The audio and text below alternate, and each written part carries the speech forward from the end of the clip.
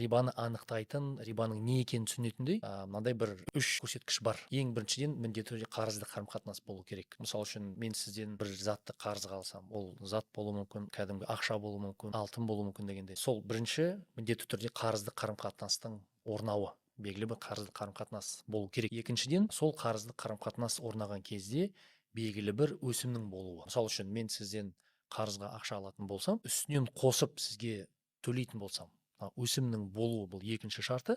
Және де үшінші маңызды шарты, егер де мына үстінен қосылатын өсімді сіз алдын ала бекітіп қойсаңыз. Мысалы үшін мен сізден 100 мың теңге қарызға алдым. Сіз 100 мың теңгені маған қарызға берудегі сіздің шартыңыз үстінен 20 мың теңге қосып бересің деп, мысалы, сіз оны алдын ала бекітіп қойсаңыз, демек бірінші шарты қарызды қарым-қатынас орнады ма? Орнады. Екінші шарты, бұл қарызды қарым-қатынаста өсім бар ма? Жоқ па? Демек өсім бар, және де сол өсім алдын ала сізбен бекітілген. Сіз қарызды берудегі сіздің шартыңыз өсімнің, демек пайда көруіңіз. Демек сол өсімнің болуы ол сіздің кәдімгі шартыңыз. Егер өсім болмаса, бәлкім сіз маған қарызға бермейтін едіңіз дегендей.